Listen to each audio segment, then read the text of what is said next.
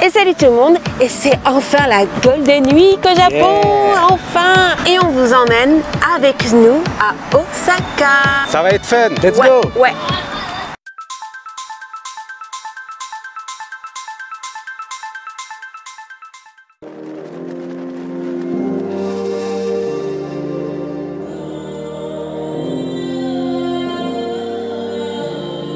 Alors là les amis, on est dans un de mes coins préférés d'Osaka.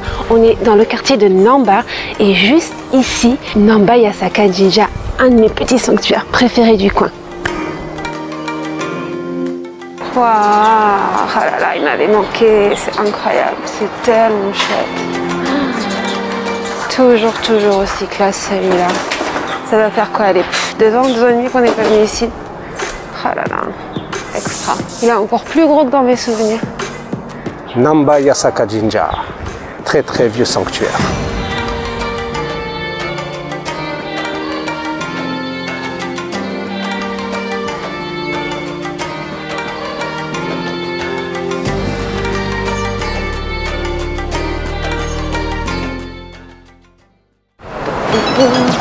Allez, c'est parti. On est au Namba Park. Ah, on est au Namba Park. Ah, ça fait longtemps. C'est de ce côté ou de l'autre côté? Non, c'est ce côté maintenant, Osaka. Ah mince, c'est vrai. Alors, ce qu'il faut savoir, c'est qu'entre Osaka et Kyoto, en fait, quand tu prends l'escalator, il y en a un, il faut aller...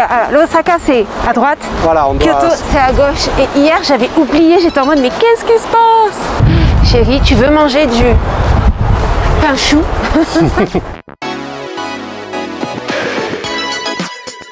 Voilà le Namba Park. Oh, qu'est-ce que c'est beau!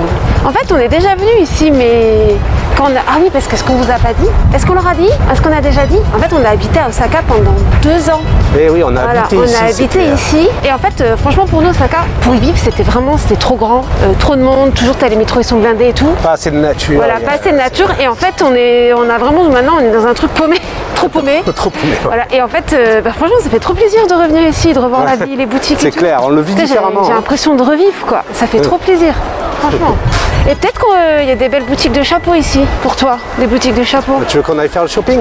Bah, on m'a regardé les chapeaux parce que je sais pas à Zara ou H&M qu'on va trouver des chapeaux, quoi. Non, ça on est. C'est grand, en fait. Je me rappelais pas que c'était aussi profond, quoi. Non, moi je me rappelle très bien. Tu peux t'y perdre sans problème. En fait, je l'ai souvent fait visiter aussi. Donc.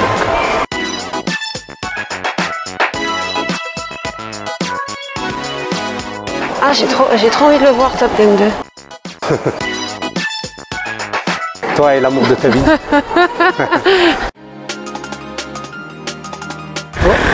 Abunai.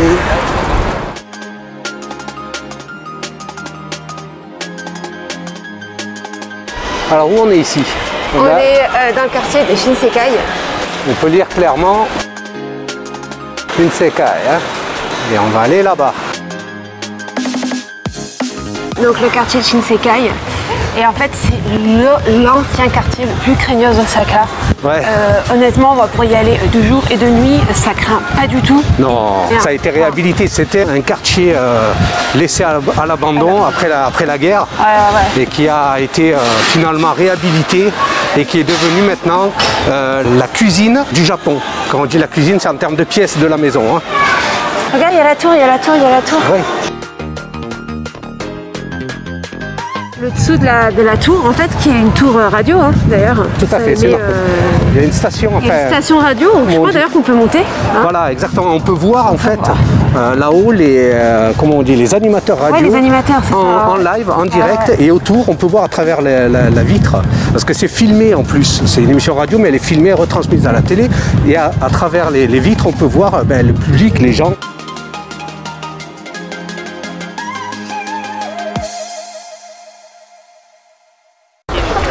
Ah, j'ai cru qu'il avait un brin sec, le gamin, j'ai eu trop peur. Le quartier temprisé de Shinsekai, quartier de la bouffe. Alors la bonne bouffe, alors c'est pas de la gastronomie non plus, hein, c'est la bonne bouffe en termes de goût, en termes de découverte.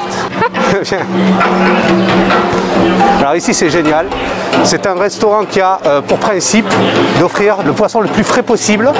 Donc en fait là, vous avez la possibilité de pêcher vous-même votre poisson et ils vous le cuisinent comme vous le souhaitez. Je trouve ça génial évidemment. Il faudrait trop qu'on teste ça. Voilà, là, il faut pêcher son propre poisson. On le donne aux serveurs et aux cuisiniers, donc qui vont vous le préparer. En fait, tu peux choisir soit sashimi, soit tempura. En fonction du poisson aussi. Oui, bien sûr. Là, on les voit en train de pêcher. Avec la petite musique traditionnelle.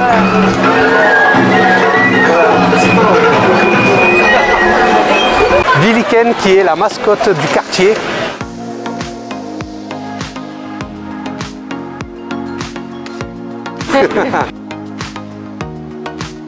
Voilà, Billy Ken, et il est partout dans le quartier. Hein, ouais, en fait, il y a un mythe comme quoi faut lui frotter les petons, voilà, pour qu'il porte bonheur.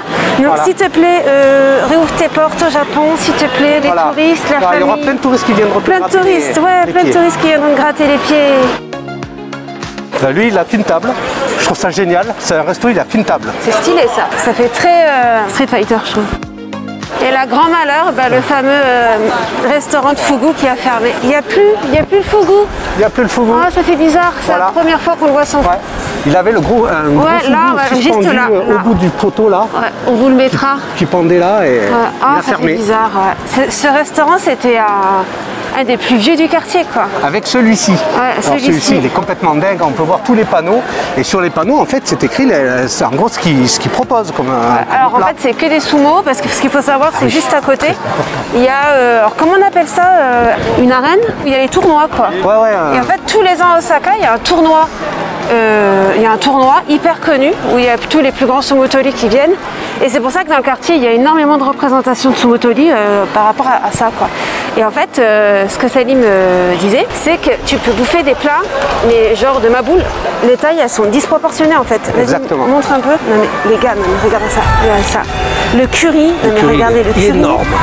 Là, il va y avoir 1 kilo de riz. Le plat de frites, les nouilles sautées, là. Et les karage, mais regardez, pour 10 personnes, quoi. Et les takoyaki pour 8 personnes, enfin, c'est incroyable. Un truc de ma boule, quoi. Ah, ouais. C'est vraiment un truc de ma boule. Et l'ambiance à l'intérieur est super sympa en fait, quoi. Voilà. Truc de viande là. Ouais. Et là, tu as plein de dédicaces en fait de célébrités ou de sumotori qui sont venus. C'est super sympa. Hein. Et moi, j'aime beaucoup c'est ce côté-là aussi, un peu en 3D. Et en fait la nuit, c'est illuminé, donc c'est trop beau. Mais on reviendra un jour. On reviendra et on fera une vidéo d'Osaka de nuit. On fera un truc sympa. Parce qu'on ne peut pas tout faire en 2 jours, malheureusement. Ouais, nous sommes limités.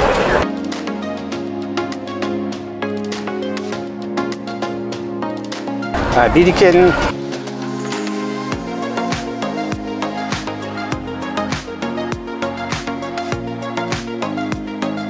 Devinez ce qu'ils vendent ici.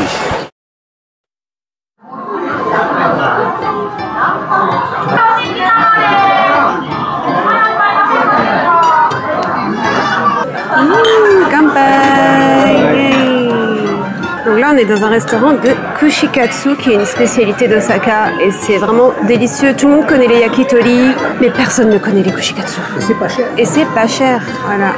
Franchement, c'est trop bon. Bon, forcément, il y a tout l'alcool parce que c'est le Japon, il y a forcément beaucoup d'alcool.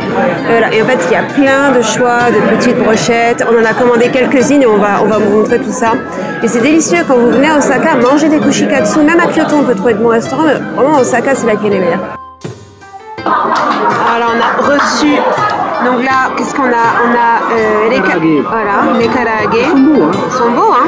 Franchement, ils ont l'air canons. Par contre, la poudre, je sais pas ce que c'est, on va découvrir. C'est sûrement du sel, avec, voilà, on a du citron. Et on a donc les fameux kushikatsu. Et en fait, on s'est un peu excité. 1, 2, 3, 4, 5, 6, 7, 8, 9, 10, 11, 12, 13. Alors, lesquels? Attends, faut être sûr qu'on se bouffe pas les ceux des uns des autres, quoi. Logiquement, il les a pris par couple et les seuls, il les a mis de côté. Ah, ça des snacks. Donc il te faut la sauce. Pour toi et pour moi.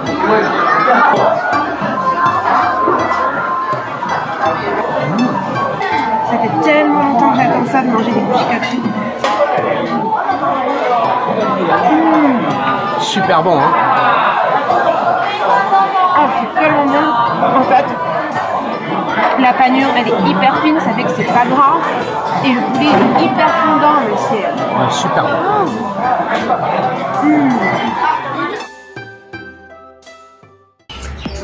Ouf. Alors là, on sort du restaurant de Kushikatsu. On a eu quand même pour une petite blinde quand même. Après, on a pris 2 namabiru, une grosse salade, des karaage et 14 kushikatsu, 13 ou 14. Alors qu'à la base, j'avais dit, vas-y, on rentre, juste ton picor, on en prend 2-3. Et on a eu pour 5000 yens. Ouais, c'est ça.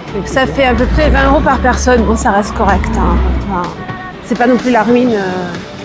Mais quand même, quoi. Je pensais pas en avoir pour autant. Mais bon, c'était trop bon. On a le ventre pété. Là, franchement, les karaage, ouais, pareil. Et là, on va direction Dendenton, le fameux quartier de Dendenton que j'adore. Oh non, c'est fermé. Oh non. Ah, c'était un de mes restaurants d'okonomiyaki préférés. Et voilà, c'est la fin de la première partie. La semaine prochaine, la deuxième partie vous attend et il y a du lourd, les gars. Donc je vous donne rendez-vous la semaine prochaine. En attendant, partagez, abonnez-vous, likez, allez sur l'Instagram, sur le TikTok, tout ça, soutenez-nous. On vous fait de gros bisous et à la prochaine. Matane. À la semaine prochaine.